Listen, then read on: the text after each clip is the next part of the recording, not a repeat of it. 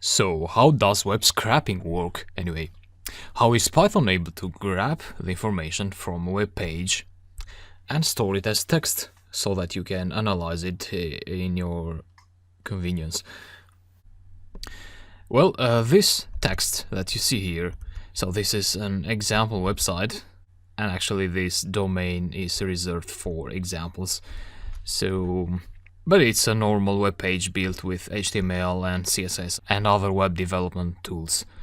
So HTML is what renders the elements, the text and everything on the browser. Now, luckily, you can see the code of every web page by going to view page source, as I did here. So this is the code, the HTML code. As you see, it opens here with HTML tags and it closes here. And so this has title of the web page, which is this one here, example domain, and so on. And most importantly for you to know is that the HTML script is made of HTML elements. So this line here is an HTML element, so it's a meta element. And then we have division elements, which is this one here. We have paragraph elements, this here.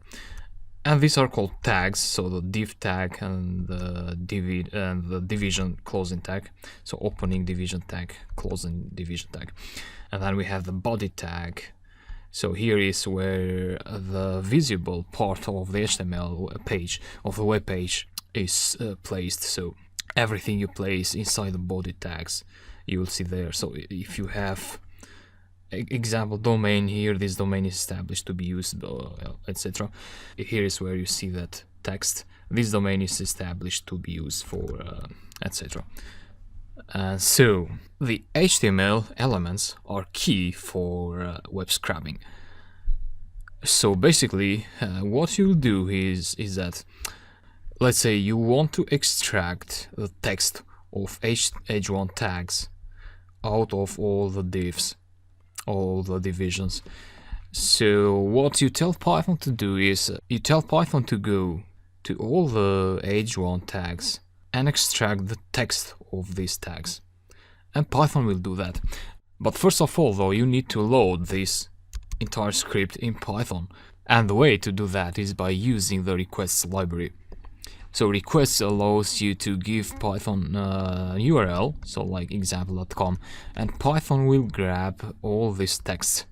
And then once you have this text, you will use the beautiful SOAP library to extract all the elements from the tags.